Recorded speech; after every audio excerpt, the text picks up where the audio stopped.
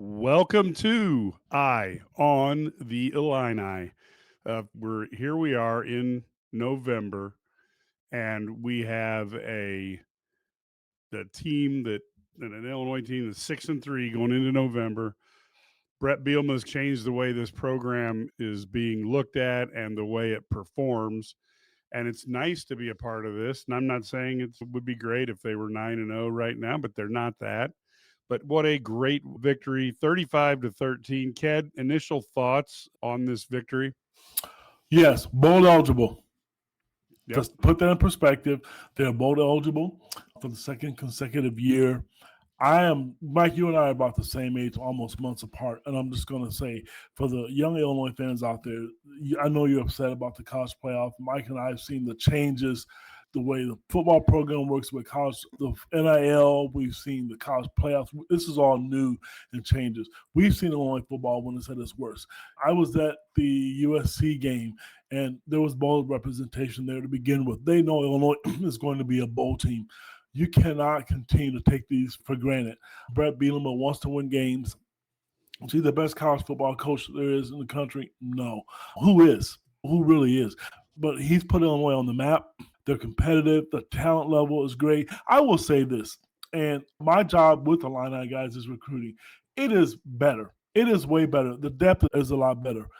Do I think they need more speed in the secondary? Because you saw Aaron Henry today. I saw him down. Everybody saw it. You can get on here and say, Kedrick, it was against a junior high team, whatever you want to say. Rutgers passes the ball. They're a good passing team. They did things today that was different. I even tweeted out today, Gabe Yakas was visible today. You saw them get to the quarterback, deflect passes. So to me, this was a great win. I really and truly wish I could have seen the same kind of effort maybe against in Ohio State or Washington. It wouldn't have mattered against Indiana. It just wasn't their night. I'm cool with that. It is what it is, Mike. But a good overall performance. It wasn't sold out, but it wasn't empty. It didn't look terrible on TV. 11 o'clock game. It looked really good to be on national TV again to show that they're competitive. And the players didn't sulk and pout either. They looked like they were having fun and trying to win. My only negative thing, and this is probably really poor and unprofessional on my part, Brett Bielema was a classy guy, and I love that about him. But they ran the ball every time to end the game. Keep the first down and don't give Rutgers the ball back. Teams would not do that to him. You don't need to try to embarrass him, put up 70 the way Indiana did, but I would not have given Rutgers the ball back. This is different. So that's my only negative I have of the whole, or maybe the pass interference call they called to give them a touchdown. Other than that, I'm happy. Yeah, I think this was, let's go over the stat line because I think that is something that is really important to talk about as we go into this because Illinois did a fine job. They outgained Rutgers 445 to 312, but Rutgers got 146 of those yards in the fourth quarter. So when you take a look at what they did, it was quite an opportunity for Illinois in terms of playing defense and really turning a Rutgers team that, despite its record, has played against some good defenses. Iowa, Minnesota didn't do so well against Oregon, but they are one of the best offenses in the Big Ten. Illinois was outpassed 253 to 235 again. Most of those was during the fourth quarter that those yards piled up when Illinois was in a defense. The Illini outrushed them 210 yards to 159. They didn't do it exactly in Brett Bielema style because he doesn't usually expect his quarterback to lead the team in rushing yards, but nonetheless, very well done. A well-played game with a combined 5 penalties for both teams. I know you were mad about one of the two Illini penalties. Illinois had 26 first downs. They were 7 for 12 on third downs and held Rutgers to 6 for 16, which meant that they could get off the field occasionally. Rutgers was 3 for 4 on fourth downs. Illinois was 3 for 3. The big difference was Illinois was 6.4 yards per play, and Rutgers was at 4.3. And a lot of that was Luke Altmaier's legs. Yards for completion, 12.4 to 10.1. Again, another advantage to Illinois. And I think if you look at red zone attempts, Illinois was 5 for 5. Time of possession, Illinois ended up 32-35 versus 27-25. Rutgers did have the lead at the half. Illinois only had one turnover, which was a tipped pass. And when you looked at, there was no fumbles. Illinois was sacked twice for 13, once for 7 for Rutgers. So Altmaier was 19 for 31 with 235 yards, 4 touchdowns, his fourth interception of the year, and his third interception that has been a result of a tipped pass.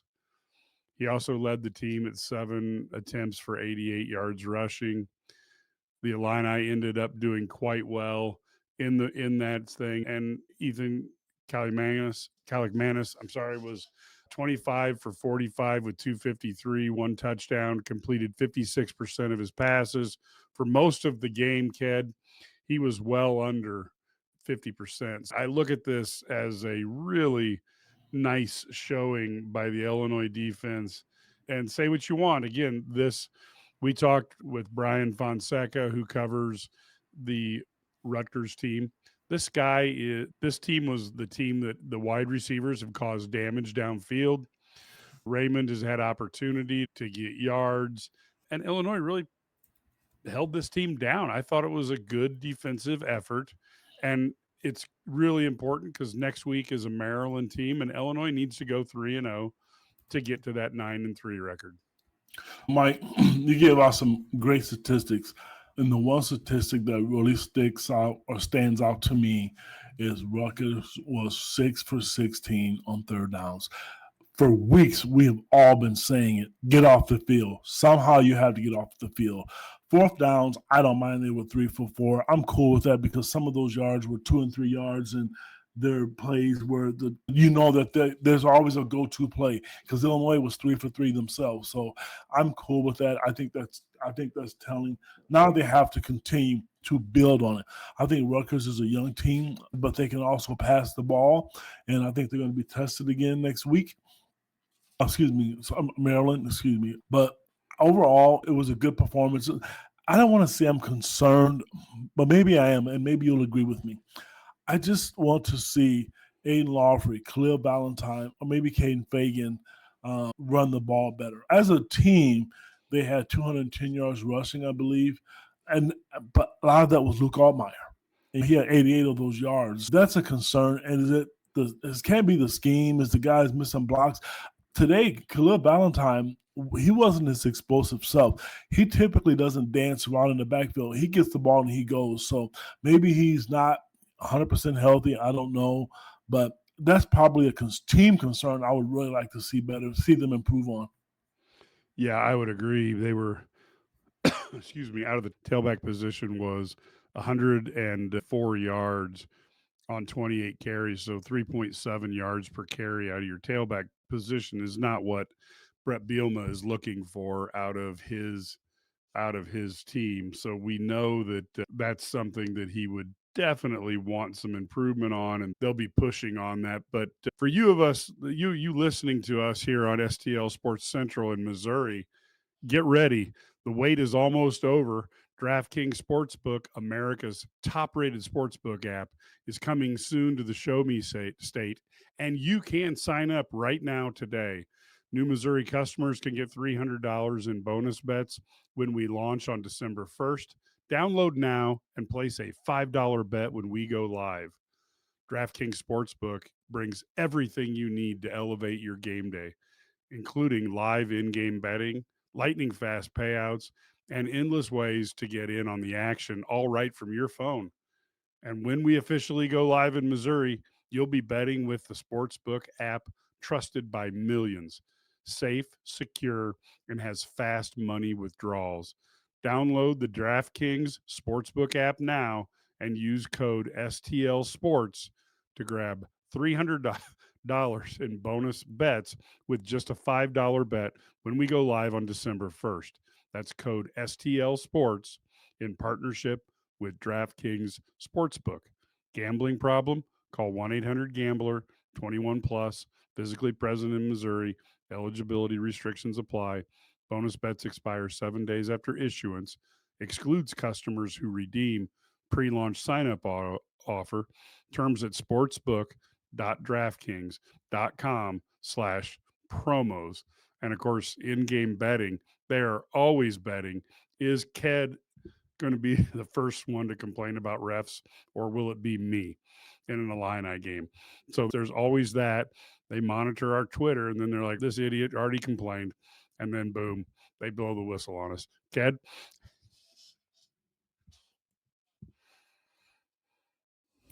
Wait a minute. Did somebody just say that? Or am I going to be the first to complain? Oh, you might be. Between you and Well, I. Hey, look at this, though. Look at this, though, Ked. This has to be our longest wow. one. Enjoying the show from Russia. All right. Say hi to Vlad for me. And it's awesome that you guys are able to take of this. Yeah, no, I got to be honest with you. But then I'll find out that there's a Russia, Illinois. And it'll be like, so much for our sense of long term. But Greg, hey, safe travels out there. And he sent us a note from Russia with love. And I get a James Bond title in the middle of a broadcast. As I look at this game this week, we saw Illinois doing a better job of disguising their blitzes. And I thought they did some switching up of coverages. And I thought they kept, for parts of the game, kept Cagley confused or at least uncomfortable back there. What did you think on the game plan? Mike, for the first time in a long time, I saw different coverages. I saw good man-to-man defense. I saw them bring more pressure up front. You saw Gabe be able to not be blocked one-on-one because that's tough to do, which I thought was impressive. The pressure was coming from all different, from both sides of the field. That's what you need to do. If they want to be competitive moving forward, that's what they're going to have to do and not stay stagnant. Because when you go back to Washington, and yes, Washington is in the past, it was just so comfortable for them. It was so easy for them to just sit back there and to just make passes. Today, it was not easy at all for Ethan. I don't know how to say his last name. I'm not going to butcher Kalamanis.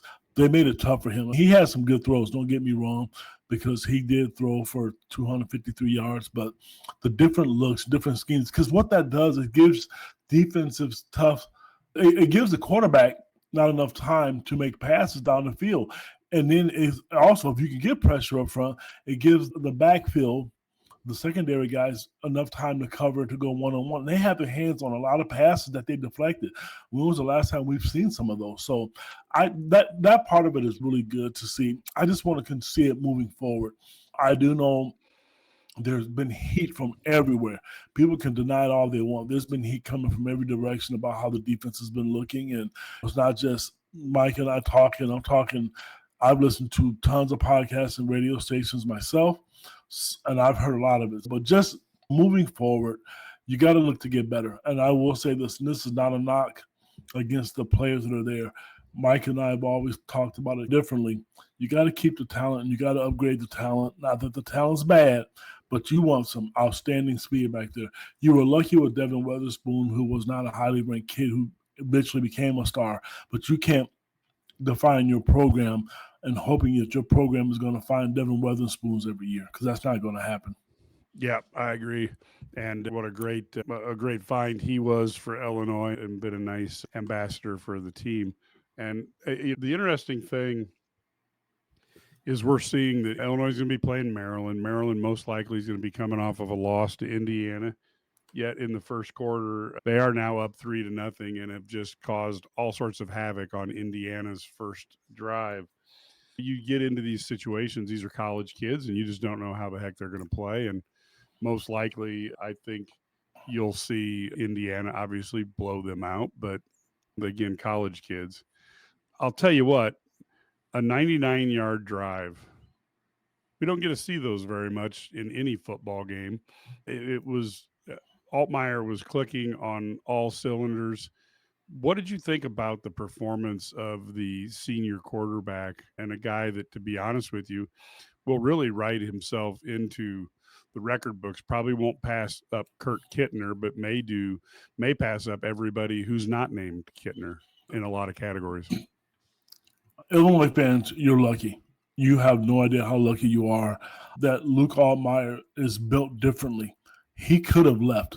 Most people are surprised that he stayed. There were so many reasons that he stayed. One of them, he's a loyal kid, or yes, a young man to a fault. There's some people outside of Illinois football, I'm not talking a girl, that that's good to him, that's in his ear a lot, that's healthy for him. The fact that Coach Bielema never lied to him, those are all reasons that he came back, because he could have left and gone somewhere else. You have one of the best quarterbacks in the country. He's a 3-year starter for Illinois. When was the last time that's happened? We've talked about it. I don't remember top of my head. But that's just say a lot about the type of quarterback he is. I just feel comfortable with him. I feel comfortable when he drops back to throw the ball. Today was the first day I saw him get as many passes deflected. The interception, and you mentioned most of his interceptions come from balls being tipped, but they're still interceptions. The Washington game, I'm gonna wash away the Washington game, because, like I said on the post game show, they knew Illinois was throwing the football, so it's a little bit easier and you knew who the ball was going to. I'm just impressed with him, his demeanor, and he's not sulking.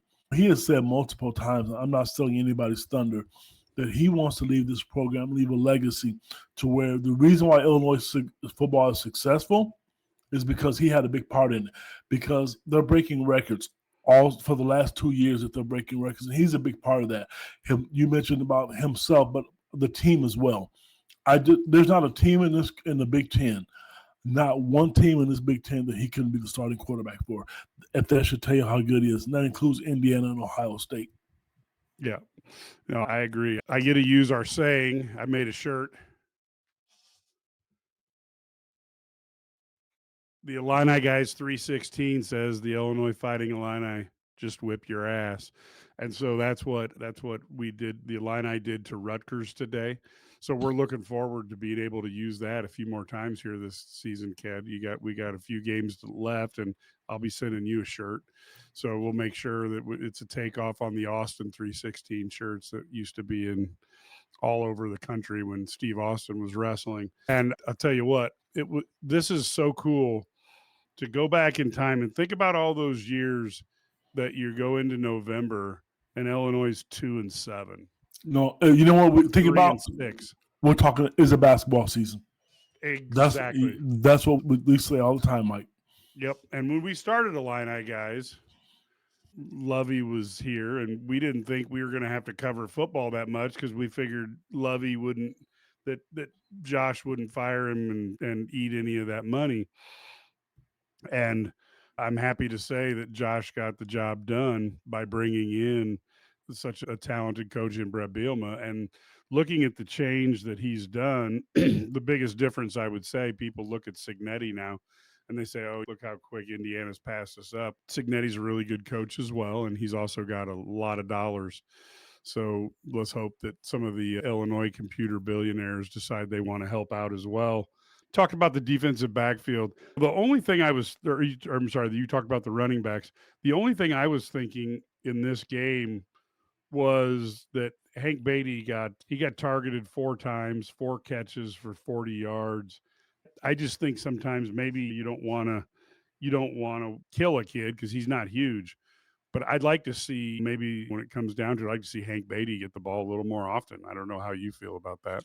I do. And this is really selfish to say. I want to see him get the ball more for himself and the team, but I also want him to win some postseason awards.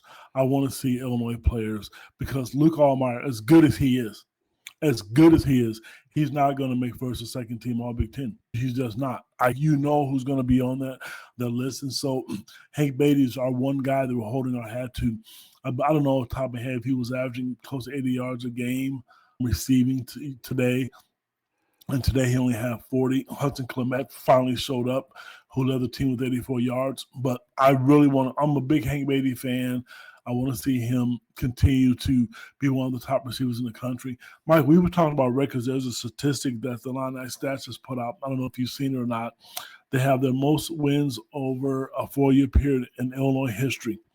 Today, that puts this group 29 and number 29, and it's been since 1901 and '04, which was just like yesterday for you and I when they won 35 and 33, and so this group is making some noise and they're making history. So it's a good situation. And I saw a statistic where Brett Bielema's overall record at Illinois in football. It's in a good place. And I know we're not in the business of promoting people to donate money. You and I are big on that because it's not our money. I really want to see Illinois have a chance to go out and compete with some of the best players. I saw today, and no one's going to agree with me on this, and Henry dialed up his best defense, and he didn't do it with great players. Give him some talent back there. They rushed 4 and 5 guys today, Mike. It was different, totally different today. Yeah, I agree. And it is something that you see. Illinois doesn't have the greatest football tradition, unfortunately. They've been good occasionally, but not good consistently. And yet they're getting their opportunity now to break through and make that difference. And I just gotta look at this and say this is what people wanted. And you're looking at with 3 games to go and possibly four. Illinois they've got 16 wins over this 2-year period. And so you're actually 2 games away from the most successful two-year wins in the history of the program. So that is a really important thing. I know, like I said, Maryland's given Indiana all they want early in the game, but Illinois certainly has the opportunity to go out there and play well. And I guess, the key thing now is, Ked, is how does this team beat the teams they're supposed to beat? Illinois, I'll tell you what, if Illinois wants to beat the teams they're supposed to be, I don't think Maryland is going to be an easy game. The one thing they didn't do well today, they need interception. They need to take the ball away. They need some excitement from special teams. Those are give me points. When a team get down there on your 40-yard line, you want to be able to get a turnover. Yeah, you want to get stops, and they're able to stop Rutgers 37% of the time on third downs today. But get those turnovers. I know they said, I think it was the Duke game earlier in the year, they saw on film that you punch the ball away, they would turn the ball over. Find out what Maryland does, turn the ball over. Find out what Wisconsin and Northwestern's doing to turn the ball over. You need some of those because Illinois got tips today. They'll get tips, but the ball somehow falls on the ground. They're not getting those, what I call in basketball, 50-50 balls. I think they need some of that if they want to continue to be good and not to make a game close. Somebody's going to make a game close. And I said I'm not going to renege on it. It may be Maryland, but I said it was going to be Wisconsin because Brett from Wisconsin. I think there's some extra motivation there. But they're going to have to find ways to pick the ball off and then just also be able to run it. Because if they can run the football effectively, they're hard to stop offensively because Barry Lunny will make you pay some way or another by if you try to take one thing away from him, which is what you saw with Luke Altmaier today. They saw him film that Rutgers – they don't tackle well on the outside. They went outside, and Luke ran outside.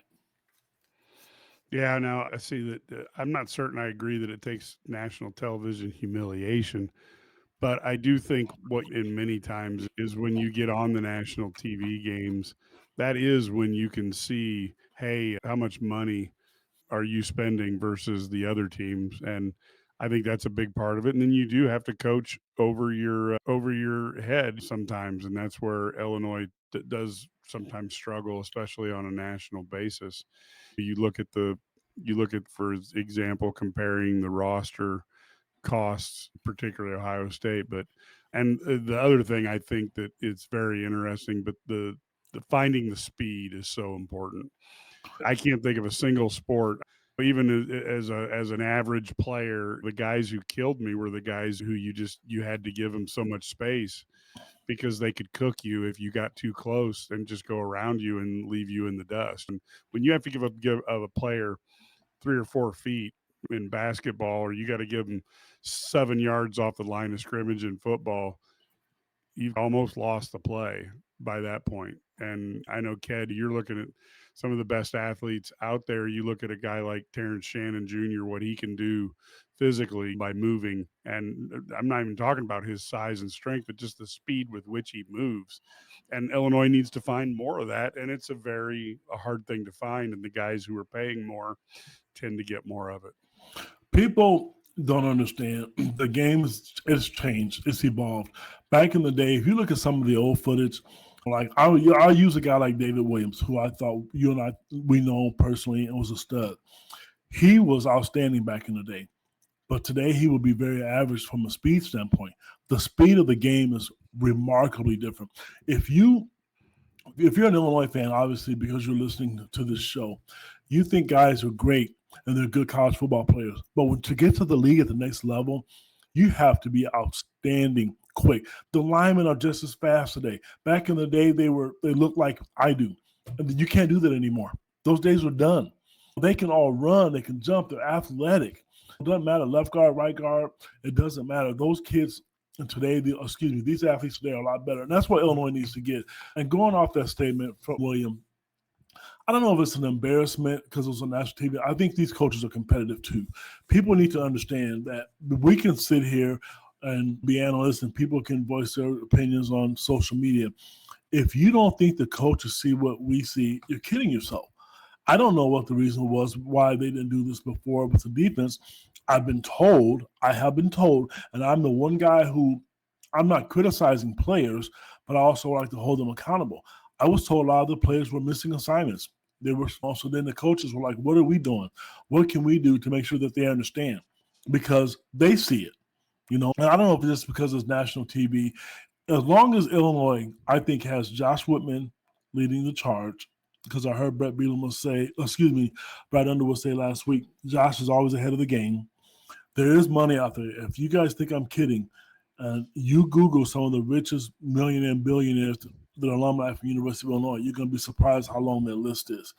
They need to, and I think Brett is turning the corner, making Illinois more appeal, sexy, as Brad Underwood calls it. I think you'll be able to do that because right now, Illinois is no different than anybody else. They have nice facilities. They have good coaching. Everybody has NIL dollars. It has to be something different that you have to sell. Maybe Brett's selling his NFL dream. Who knows? But the recruiting is good. It's way better than what it has been in the past. Trust me, I know. Now they look like Big Ten players, but now you have to go out there. You have to get elite speed. You have to go head-to-head against Ohio State or Michigan or Oregon to get a defensive back. Those are the types of things. You need that offensive lineman. You need 2 or 3 Gabe Yakuses. If you want to take the next step and play in the college playoffs, that's what you need. I've said it before, and people didn't like this. It would have been great for Illinois to get to the college playoffs from a marketing standpoint and all of it. But the game itself, it concerned me because I know they don't have the talent that some of the other schools do right now overall. Sure, they have some talented players, but all 11 guys on the field at the same time, offense and defense, I can't say that. No, and I think that's the issue, as people who've listened to our broadcast know. I bring it up quite often. The big issue is how do you get how do you get to the point where you can really evaluate a coach? Because if Ked brings a team to town and we're playing, doesn't matter what sport it is, but he's got $40 million worth of athletes, and I'm going to play him with $9 million worth of athletes. I might be a better coach than Ked, but it's only going to be one game in 50 that we see that, because you got to have Ked's talent playing at a horrible level, Ked coaching at a horrible level, and my talent and my players, all of my talent and my coaching have to play perfectly to take that gap up. So that's why you see, when I look at, like, when people talk about, like, I've seen during all these coaching things, guys that are pretty respected writers across the country saying, hey, the best coaches in football are landing out in Oregon, Ryan Day and Kirby Smart. And they're very good coaches. Let's be clear. They're very good coaches. But how do you know that? Because how would Dan Lanning do if he was here at Illinois with $5 to $9 million of a roster, and Brett Bielema was there with a $30 to $40 million roster? I don't know. Ryan Day. If Ryan Day was the head coach of Illinois, I can tell you right now, he would be nowhere near what Brett Bielema has built because Ryan Day's had the best roster in college football for 6 of the last 7 years and has one title to show for it. And Kirby Smart, he's a fantastic coach over the years, learned from Saban the best. But if he was spending a third of what he is right now, would he be atop the SEC? Again, not throwing rocks at these guys, but I wish from a transparency standpoint, we would see something like the number one ranked Ohio State Buckeyes with a $39.5 million payroll or playing the number 23 USC Trojans with a $15.9 million payroll. Just making those numbers up. But it would tell us what coach is getting the most out of their money. I don't know how you feel about that, Kev, but to me, it's hard to really fully rate those coaches because some guys are in such a great position compared to their peers. Mike, it's people don't want to hear it. And that's, I'm sorry, then you can mute this part of it. It's reality. It's Ohio State is a great program. Traditionally, they're a good program. Now you can add money to and make that a factor. It's easy for them. It really and truly is. I just wish people would understand if Illinois had that kind of situation, and maybe they will. I just mentioned it's slowly starting to change, but when you have that kind of budget and that kind of money, why would you not? Some players just want the money because they know if you want to play football. Here's my philosophy. I've always told my kids this. My old high school coach used to tell us this, and a lot of people may not like it. Go to a place where you can play. I would never want to go to Ohio State if I'm a 4 or 5 star recruit and have to sit for 4 years before I play. I wouldn't want that. I can tell you right now, Illinois has a ton of football players that's in the 2026 class that have told me they could have went to Oregon, they could have went to Ohio State. They're not sitting. So why do that? And if you have the money to go get some of these kids, you are going to be on an even playing field. Because at the end of the day, whether we like this or not, college athletics are not going backwards. They're not. Hell, they're even in basketball. They're bringing guys down from the G League, which makes me want to throw up in this microphone. Having said that, if you want to compete, you got a good coach. You have to do what everybody else is doing. Indiana is doing it. And I can't even believe I'm sitting here saying that on the podcast. The thought of Indiana football with a bigger budget and what they're doing, I don't like that. But if Illinois doesn't step up, then you're going to be ninth, you're going to be 10th and 12th in the Big Ten again. You have a great fan base. Brett Bielema, they've sold out every game this year because of talent's there. I've always said this. I don't care what sport it is. If you win long enough, the fans will come. That's just who they are.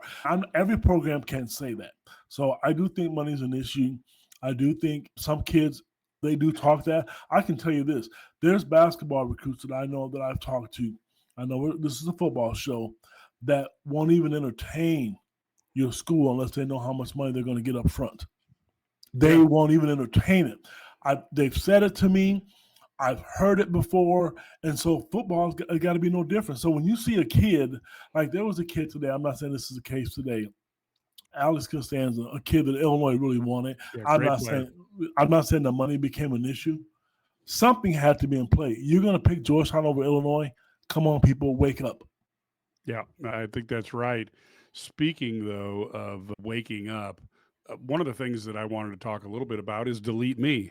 Delete Me makes it easy, quick, and safe to remove your personal data online at a time when surveillance and data breaches are common enough to make everybody vulnerable. Now, what do these data brokers do? They find your name, your contact information, social security number, home address, even information about your family members, and it can all be compiled by data brokers and then they sell it online.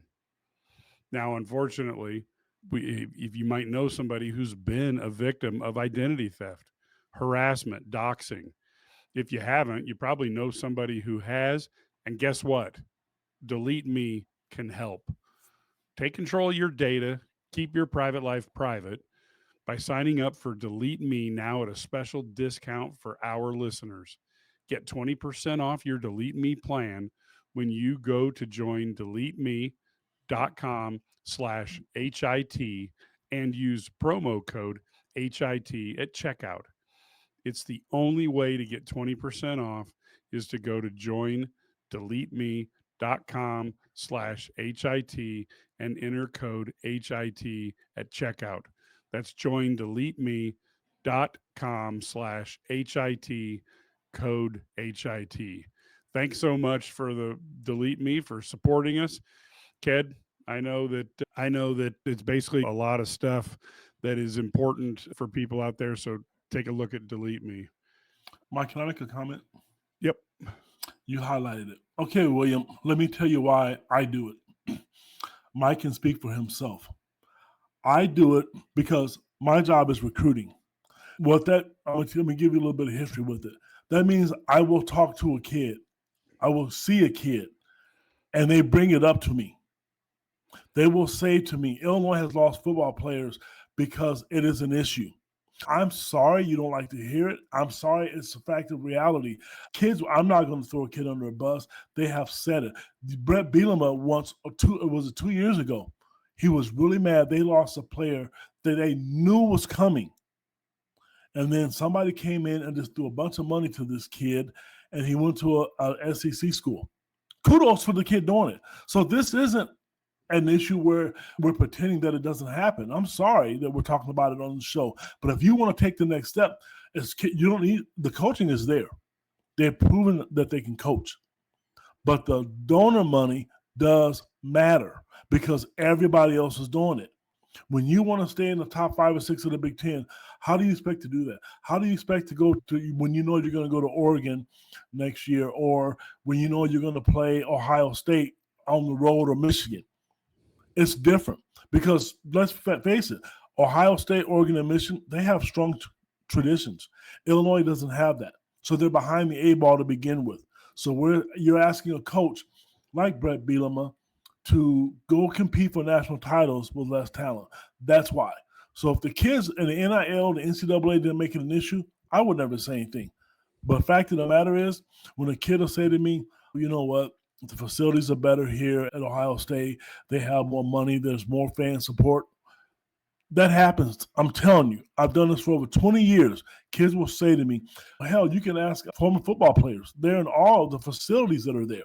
The women's and men's basketball programs have recruits that leave that building talking about the urban complex, how nice it is. So it does matter. And it's easy for me to talk about it. Again, I'm not going to speak for Mike because it's not my money.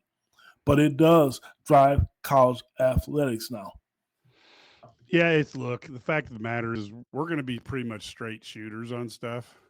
The funniest thing is I was talking to an Ohio State media member about the difference in the football rosters and the media guys. I don't think it makes any difference at all. And I looked at him, I'm like, you got to be absolutely crazy. So if you're going to go out and you've got $400,000 to spend, there's no difference between spending it on a Lamborghini or a Chevy Equinox. Come on. There's a difference there. And ultimately, that's where you run into it. And you know what? And if you read the Wall Street Journal article on that cabal that Duke has that puts together their basketball recruiting, they spend a hell of a lot more money than Illinois does. Again, all you're doing is I know you think you're like bringing up points. You're just making our case for us. The bottom line is there's this mythology around college sports. Let me give you one that John Wooden's pyramid of values. But go ahead and take a look. Go ahead and go into the wiki. Take a look at John Wooden's record by year as a head coach. Then find out the year Sam Gilbert started to hang around the UCLA basketball program and take a look at John Wooden's record. Of course, he didn't know anything about it, still has his pyramid of values. But basically, kids from, let's say, New York City were going to go play basketball at UCLA, having never been on an airplane because they were great basketball players. And to their benefit, the UCLA guys won't talk about it, but Sam Gilbert bankrolled that program. So the bottom line is, and yeah, and Illinois lost to Loyola. And that's if you listened to the podcast, I said that the lesser team can win, but their coach has to be perfect. Their players got to play really well. The higher ranked team doesn't play up to their capabilities, and maybe their coach has a bad night. Yeah, you're going to get some variance. You're going to get upsets. They're always going to happen. But if you want to win, take a look at Ohio State's record in the last 70 years. I'm not blaming them for anything. It would be easier for me to be an Ohio State fan. Since 1950, they've had just five, 0-5 losing seasons. Why is that? Because they've hired the guys who do what it takes to win. They've got boosters who do what it takes to win. Take a look at the story about how the Ohio State Stadium was built 100 years ago. They've always had boosters who figure out, hey, we got to do this to help the program get better. There's nothing wrong with it. But again, they've built that for 70 years. And if you can go there as a player and it's perceived as a better place to get you to the NFL, and they don't put that money in their basketball program, which is why the Ohio State basketball program doesn't compare to the football program. It is what it is. And it's frustrating, but nobody wants to talk about John Wooden. It's just he has his pyramid of values. They don't talk about Sam Gilbert. Or you take a look, read some of the stories about when Illinois got put on probation for the slush fund for paying $4 for a pizza for a kid. Meanwhile, Bear Bryant's handing out cars like they're trick or treat candy. So it is what it is. And there's always going to be money, people. Anytime there's a chance to win and there's dollars involved, somebody's going to throw dollars in to make dollars later on. So getting back to Mike, can I make one comment, please? Yep, go right ahead. This is traditionally the stuff that we put on message boards, but I'm going to throw this out there and this is the last comment I'm going to make on it. We're talking about why money matters and why we're talking about it. I wanted to find out why Illinois lost to Constanza. And I'm going to tell you, I'm not going to say the amount, but Mike, I'm going to show it to you. It was money. It was strictly money. And in about 15 seconds, Mike, you're going to get that text and understand. So I want people to understand it does matter. We're not just sitting here saying this because we're bored. It was strictly money. And that same thing goes to football. But this is everywhere. I'm sure that if somebody wants a player bad enough and you've got somebody with deep enough pockets, I'm sure Ohio State gets outbid by somebody down south for a player.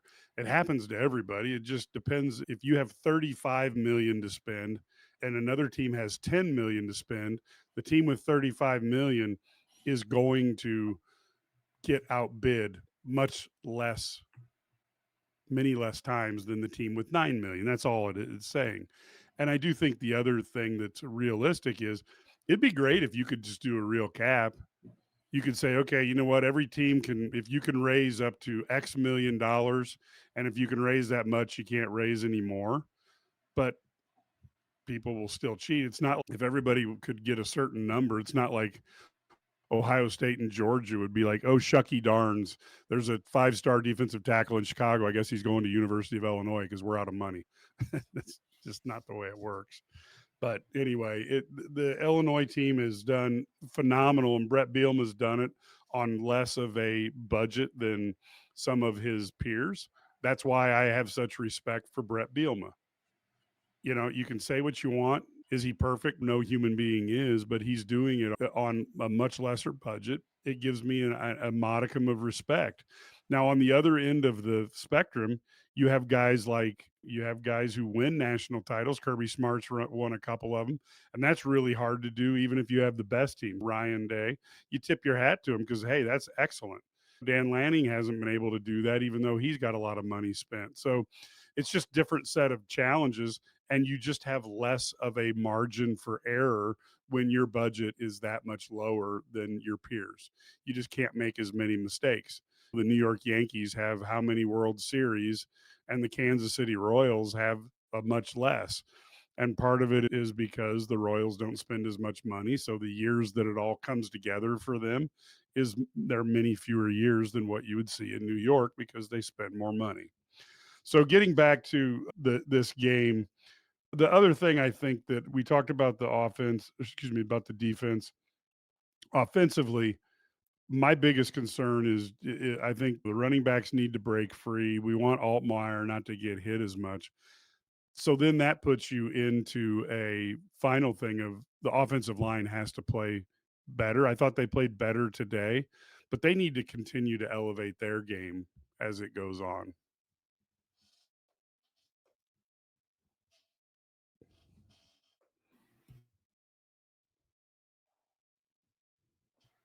Well, Mike, I'm gonna tell you, sorry, technical difficulties. My computer's freezing, like they're getting old, buddy. But anyway, the offensive line has been an issue, and what stinks about it, we've talked about this a lot during the preseason. What you expected of them. Truthfully, I know you said you weren't disappointed. I have, out of all the teams today, the special teams didn't do anything to stand out. But truthfully, for me, I have to give them a D minus effort today. There's no way that those holes, as old as they are, they should the running backs. It's just not easy for them, and I don't know what the answer is. I did hear Bart Miller talk today on one of the pregame shows, but it's not this. It's just not consistent. I'll put it that way. It's not consistent enough for me. Yeah, and it is funny because you'll see really good plays, and that goes the difference. I guess, like you said, straight up consistency. Because you'll see Brandon Henderson wipe somebody out, and then the next play get beat right on his gap, and you're like, "Wow, what happened there?" They have to either figure that out, and there's not very many games left, and it's been somewhat of a disappointment. We could talk about the overall defense, but if you look at the whole team with the most experience coming back and what they were supposed to do, that is the group that I think let the team down. I'm not being negative toward the players. I don't mean, I hope that doesn't sound that way, but they just, you know what? They haven't been consistent enough. How about that? Yeah, it seems like the right side of the line has been good, but up and down. And then the left side of the line, I think, has probably been a little more consistent than the right side of the line. And I do think that's where Illinois has to figure out, how do you sell the Brett Bielema experience? Because I think now that Saban's out of the college ranks, I believe Brett Bielema is the number one coach in getting offensive linemen into the NFL. And somehow you've got to, that's got to be used in the selling process. But talking to somebody about their chances in the NFL versus today, they're going to look at today. The check clears today is also a factor in that. You've got to get them to think more about long term and what Brett Bielema has done for a multitude of players. And I do think today the defensive line played much better as well, which I've been waiting for. And so overall, it was a strong performance for the Illini against a team that if the Illini hadn't played better, this team could have made this a very ugly loss. And you can imagine if Illinois all of a sudden was 5-4, and then all of a sudden you're worried about, wait, now we just got to get bowl eligible, and you start doing all these doomsday scenarios when you start losing your confidence in yourself. Mike, that got off the field, I don't want to say the defense won the game for them, but it gave them a much better chance. Let's just put it that way. They looked a lot better today, and it looked like a team effort. It wasn't just the offense carrying the defense.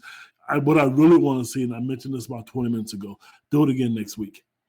Don't make it easy. I think, and that's the biggest thing that I got from a lot of people, make it uncomfortable for them.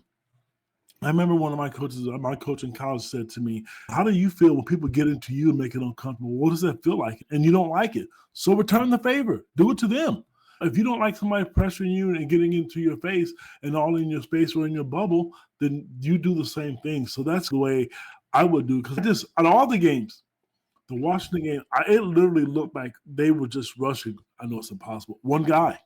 Yeah. Just one person. He had all the time in the world to throw the football. You can't do that. And especially, and I know it was a good running back, a good running quarterback, but gee, when it's Christmas, you can't do that. Yeah, and yeah, I look at it as Starnes. I understood it. I used that to go into a speech, but yeah, the guys on top spending the much money. It's got to be a fun experience every year for the last 70 years. Ohio State, except for 5 seasons, has pretty much been at the top of it, and except for eras of the John Cooper era, they were always somewhere in the mix for the Big Ten champion and the national champion. That would be fun. It's like when I grew up as a Cowboy fan. They used to be at the top of the NFC every year and a threat to go to the Super Bowl. Now they're just a threat for us Cowboy fans to cry all over somebody's shirt when they tease us about how bad the team is. So there you are. It's Ohio State's maintained it. Some teams have just been up there forever. Ohio State, Notre Dame, Alabama, Oklahoma, USC to a lesser extent, but there's just some that have stayed and retained that talent for a long time. That's why I say they're doing the things necessary to win. I'm not necessarily knocking them. I'm probably more jealous than anything else. Mike, I have a statistic, if you don't mind, real quick. Yeah, go I right just ahead. found this, and I have to give credit to where I found it, and I found this on 27 Sports, 247 Sports. They have the top 25 NIL budgets. Coming in at number 25 is your Fighting Illini. I'm going to just do Big Ten schools. 21, the Iowa Hawkeyes, $9.6 million. The Oregon Ducks, $10.6 million. Seems thought that was kind of low. We have Michigan State. How is that possible? $13 million. Indiana, $13.6 million. Penn State, $13.7 million. Let's see here. Anybody else from the Big Ten that we're missing? Sorry. Michigan Wolverines, $16.3 million. And the last team, I know it's going to probably be Ohio State and the Big Ten, $20.2 million. That's what we're talking about. Sorry about that. Yeah. And again, the numbers are interesting and it's hard to get an exact number. And that's the part I said about transparency that I would love to see, where you could actually compare who's spending what, which allows you to judge it allows you to judge what is going on from a standpoint of how committed your team is and how effective they are at spending your dollars. And I even did a little bit of and this is just something that's why if people ask me, why are you so pro Brett Bielema? The reason I'm pro Brett Bielema is because what he's done to help the team. So let me share something here. I'm going to play around a little bit with the technology and see if I can get this to work.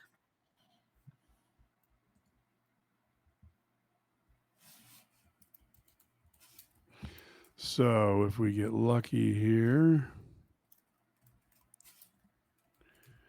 Cad, we can take a look at this.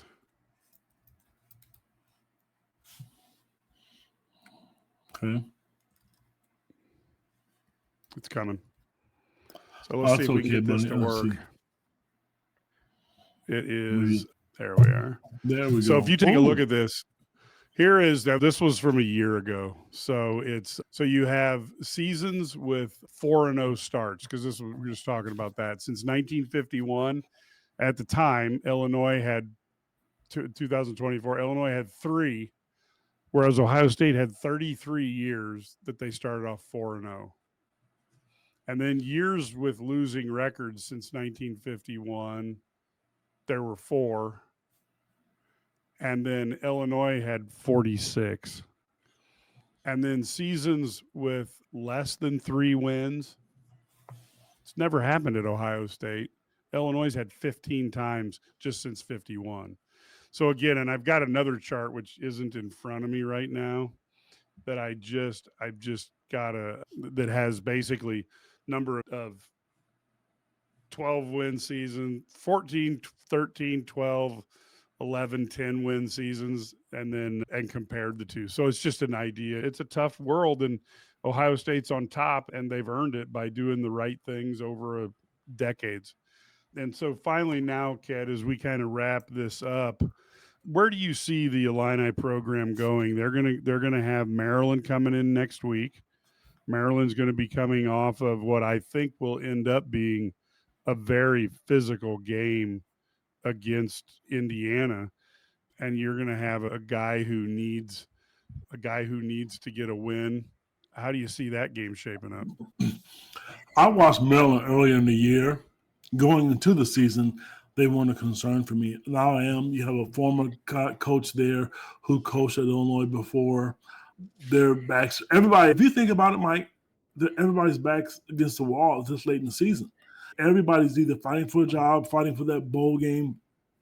You got two coaches or three coaches that you're going to face right in a row in Maryland and Wisconsin and Northwestern, all fighting to try to win games for different reasons. Luckily, and I don't want to say it doesn't matter, but it does. Two of the three are at home.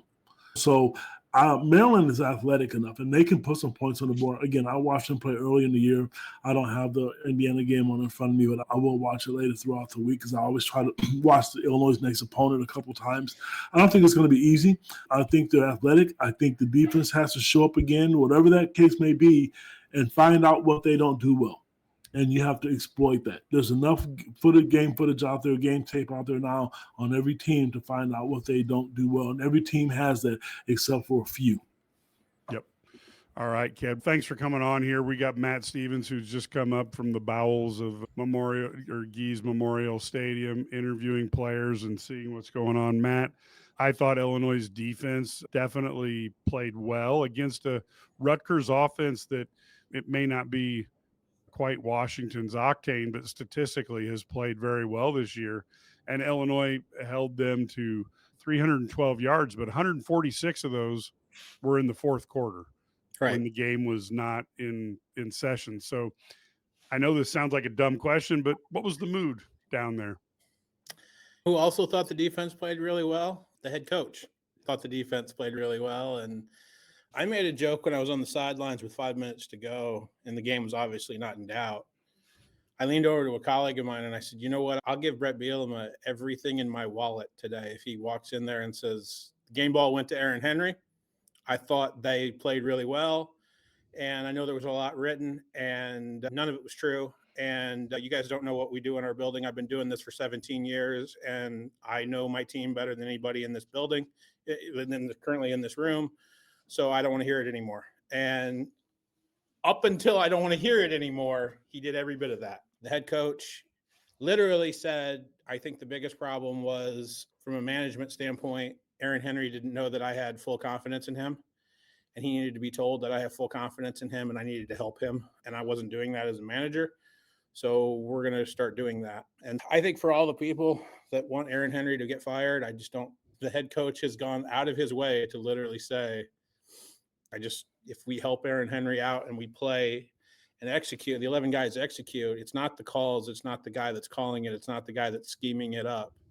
Because I did part of that this week, which is what Brett Bielema said. I did a lot of the scheming it up this week. It's not about that. It's about going out and playing free and executing and playing with confidence. And I thought, especially out on the perimeter today, Illinois did that against one of the most productive passing offenses in the Big Ten.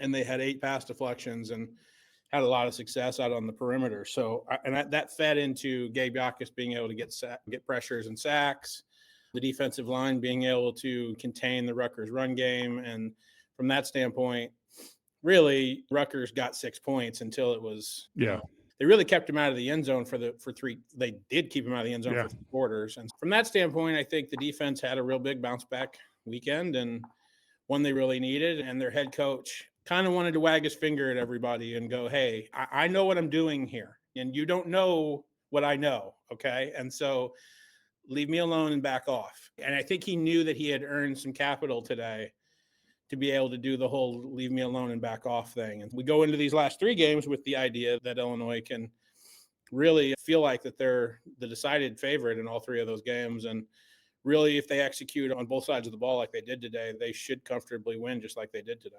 Because this was a different feel, and Cagley wasn't comfortable back there all day long. And he reminded me more of him at Minnesota. From Minnesota, because he was starting to do those errant passes where you miss a 3-yard out by 7 yards. Sure. And so I got to give Illinois credit for that. I also thought the pass rush was much better coming up the middle, which didn't allow him to step forward, which anybody just go out in your yard, get a football, and try to throw it without stepping forward. Mike, I said that on the Sports Spectacular this week, is that they're about to play 4 quarterbacks now that aren't nearly as mobile as the quarterbacks that they saw in September and October. And I think that makes a huge difference. I think it makes a huge difference that you can get vertical up the field with your Angelo McCollums and your Kurt Neals. First pass, I think the first quarterback pressure came from Kurt Neal up the middle as the nose tackle today. So when you can get when you can feel like you can be confident to get your guys vertical up the field and you don't have to worry about that 11th guy in the run game, then that allows you the opportunity to get more aggressive up front on defense, even when you don't have Dylan Rosiak today and you don't have Leon Lowry today. You're missing 2 starters on your defense, and you basically sit there and say, on third down, we can still pin our ears back and play man and bring pressure. And I don't feel like they felt that. I know they didn't feel that way in Seattle. I know they didn't feel that way in Bloomington. And I know they didn't feel that way against Jordan Miava when Southern Cal came here. They're about to play some quarterbacks now that are, with the way that Illinois recruits its defensive players and the way that they scheme it up on defense, is going to have a decided advantage because of the way they like to play. And I think that's going to be a huge advantage because Rutgers today knew their quarterback wasn't nearly as mobile as, let's just say, Brett Bielema wanted to make him out to be on Monday. And then coming out of the bye week, that's this coming week, with Maryland, Wisconsin, and Northwestern don't nearly have the athletes at quarterback that they've seen before this year. I think you're seeing a defense that's just executing better. You also heard from defensive players that they took it personally, what was going on outside their building and what was being talked about outside their building. And you could see that today, which was guys like Juice Clark, guys like Torrey Cox, and guys like Matt Bailey kind of playing with a little bit more juice today because their guy is in the crosshairs, at least publicly and on message boards like ours. And they took that personally, not to do the Jordan meme, but they took that personally. And Matt Bailey takes it personally because that's the guy that's leading his position group in Aaron Henry. Yeah, I think this was a game where I think, at least on the defensive side of the ball, everybody kind of looks at how they were able to perform today and just kind of look at everybody outside their building and just go, calm down, everybody. We got this. And I think that was a big attitude today. That they had to generate their own energy, Mike, for an 11 a.m. kick. And they did that by basically saying, I don't care that we're at home. It's us against the world because everybody thinks that we stink. So we might as well just band together because we're the only ones that have any confidence in the Illini defense right now. So it's all on us. And that's the way they played today, is a little bit of who the hell cares? We're the only ones that the way that we execute is how we're going to get evaluated. It's not going to be about how hard we played or what kind of effort we showed. We've got to play. We got to play efficiently, and we've got to do exactly what our coaches are telling us to do. And I thought they did a much better job of that on Saturday or today. Yeah, it looked like a different team. Just looked like a more confident team. Just confidence wise, I thought it was just completely different. Yeah. The only thing that I was concerned by myself, being not a football coach, Sure, I was hoping to see the running backs generate more of the yards and be more effective on a per carry basis. I'm not saying I expected Illinois to run for 350 yards, but I'm saying I would have liked to have seen, let's say, 12 carries to each of the backs and 5 yards a carry or 4.5, something like that. You look at, I think they came out with maybe, I think I had the stat earlier. I don't know if I still have it up, but it was, I don't know, something like 3.7 yards a carry out of the tailback position. Other than that, I don't know that to me, that was the one in the back of my mind. I think I'd like to see that get better. I thought you saw some good stuff out of Lafrey in the first half. I mean, they did some really good stuff.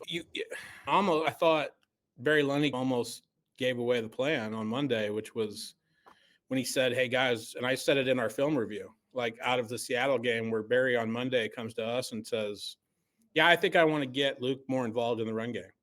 And I think that's going to really open things up for us. They did it in Seattle and they did it this week, clearly. Yeah. And I think that dissipates Rutgers being able to load the box on Aiden Lafrey or Caden Fagan or Khalil Valentine. You got to also remember, Mike, that a lot of that yards per carry is happening in the fourth quarter when Illinois just wants to hold the football and do 4-minute drill and do the 4-minute drill thing. Yeah. Right. But I thought they did some really cool stuff, like on draws and getting out on the perimeter with Aiden Lafrey, getting him going that way. And Brett said it today. I thought Barry was completely in his bag today. I really thought he did a really good job. Oh yeah. No, I can't argue. Yeah. If you want somebody, it's funny. I got to credit Zeno on this one, because he literally tapped me on the shoulder after the trick play that Luke runs in. And he goes, somebody ran that last week. And I'm going to give a shout out, because I literally went to at Dan Casey, the football X's and O's genius, Coach Dan Casey's Twitter page. Yeah. And I started scrolling and I'm like, somebody ran this, and Dan had to have retweeted it. And like, sure enough, last week against Missouri, I think it was, Alabama ran that play. Okay. And they ran it, and I called Luke on it, and I said, I'm pretty sure Alabama ran that play last week. And he goes, yeah, they sure did. And because the play is actually designed for Luke to hit Tanner Arkin in And the he flat. didn't have to. Right, because Ty Simpson had to throw it in because Ty Simpson's not as good an athlete as Luke is. He had to throw it in on that touchdown pass that they had last week in Tuscaloosa.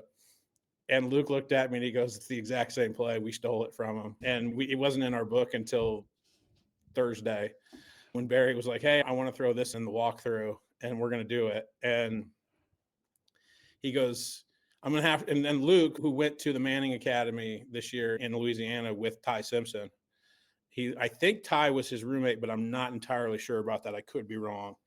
He goes, I'm going to have to tell Ty that I got to run it in and he had to throw it in. I had better blocking. Barry does that. Barry told us about, 2 or 3 weeks ago? I look on Instagram and I'll see something and I'll go, you know what? We're going to put that in this week. And he's really gotten really confident. I remember talking to Barry after his first year here where he said, man, trying to coordinate offenses against Big Ten defenses is just so much different than anything I've ever had in my career. The defenses here are just so different. It's going to take me some time. I never thought that it was like that regionally different. Turns out like I probably should have known better. But now that he's in his third year here at Illinois, the 2022 season admits was slow and Chase Brown got him right. In 23, he was pretty good, but he felt like he had to play catch up all the time with the defense. 24 was probably his best year. And obviously in 25, he's been here 4 years. He's really gotten used to the idea of, he's really gotten confident. Bielema even said today, he goes, when Barry speaks in a loud, like almost defiant tone and voice, like he knows something good's going to happen, over the headset. And so I think Barry's gotten really confident with who he is and what he is and how he's going to scheme it up. And you saw that today because I just thought for the entire 60 minutes, Barry Lunny's just completely in his bag. And I got to give him credit and Bart Miller credit because I don't think the two of them, I've said it before, I don't think the two of them really are in sync all the time about how they want offense to be run. Let's just say, I think they get along really well. I'm not trying to start a problem here, but I think it's taken some time for Barry Lunny to adjust to somebody like having an offensive line coach like Bart Miller, who has a different idea of how to scheme it up in the run game than Barry's ever had. And I think that over time, they've gotten really good at meshing their two philosophies together into something that works. And I think you're going to see that in these last now 4 games because Illinois is bowl eligible, but I think you're going to see that with Barry. And I think that's why Barry's this offseason going to, again, be a very attractive G5 head coaching candidate. Oh, yeah. And I don't think there's any doubt about that. I know for a fact we reported it here at IlliniGuys that he interviewed for 2 jobs this past offseason. I'd be shocked if he's not a really attractive Sun Belt type head coach, American Conference type of head coach. But just with the way that he schemes it up, the way that he sees football, his experience as a interim head coach after with his alma mater at Arkansas, and then just being able to kind of learn at the feet of Bielema, I think he's going to be very attractive. And it's no secret that Illinois' offense is really dynamic this year, and a lot of their opponents have already said so. Yeah. So we got to get it close to a wrap, but Illinois is going to be playing against Maryland. I think Maryland made the mistake of making Indiana angry by getting out to that 3-0 lead. Now it's 17-3, and Indiana seems to be like a boulder going down a hill. So it could be really painful for Maryland. How's this team's head coming to maybe physically the best of the 3 teams they're going to play in the remainder of the Big Ten season? If Illinois' defense continues to gain confidence off of this, I don't think Maryland can score enough to beat Illinois. And they haven't done it all year, Mike. They've really relied on special teams and defense and turnovers to keep the game in the 20s. I just don't think that they can score enough to handle Illinois.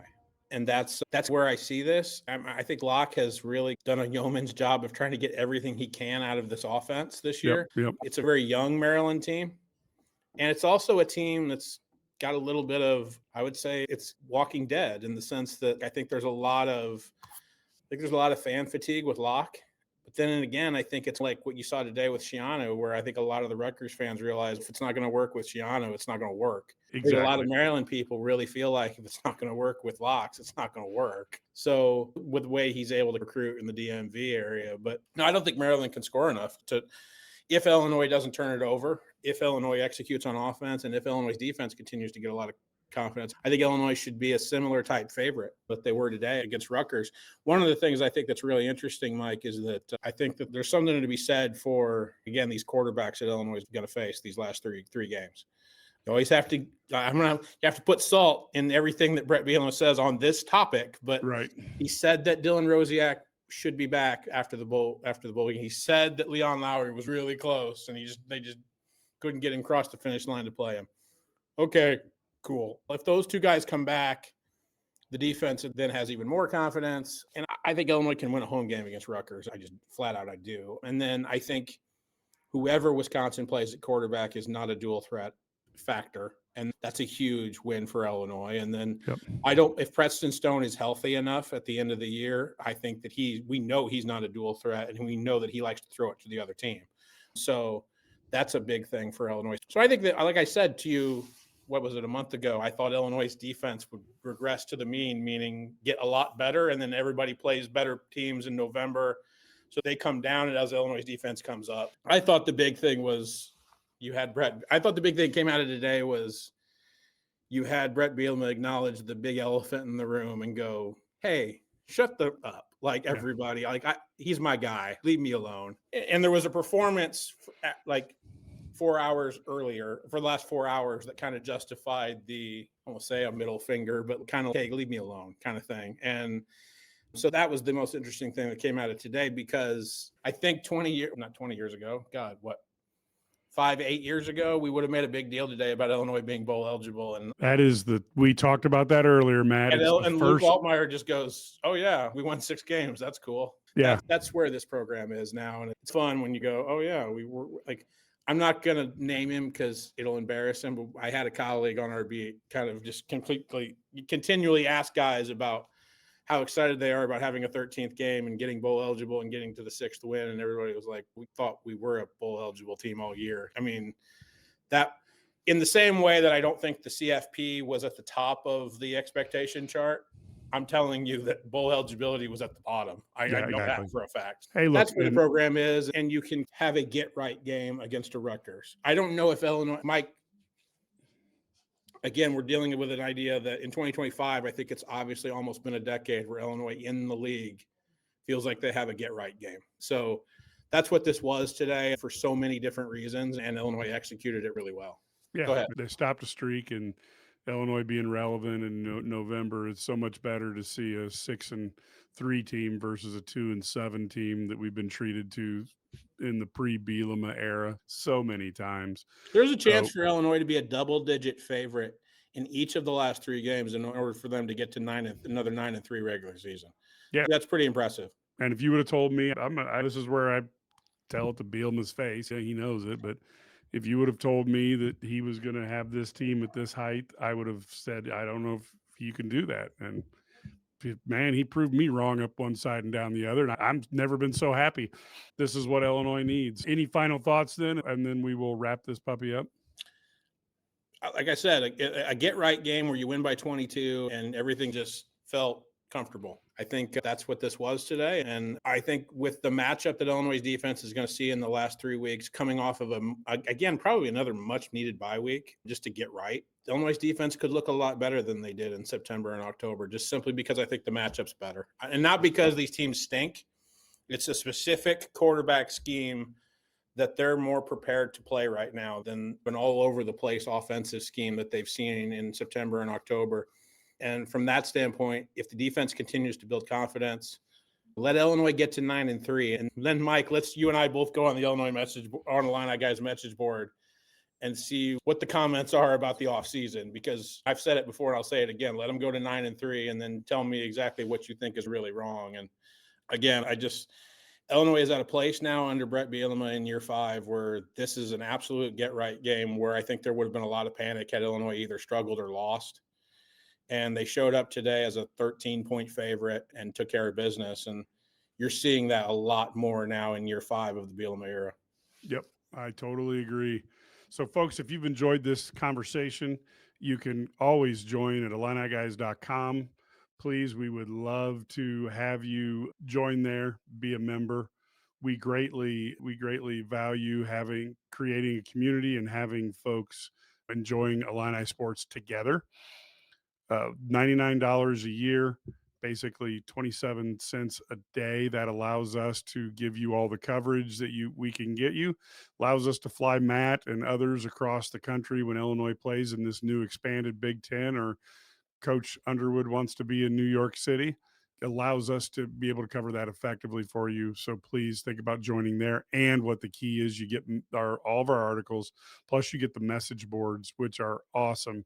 It's a great community of Illini fans, and you can talk to Ked, Matt, Brad, myself, and Larry, and you don't have to worry about why did he say that or what did they mean. You just ask us.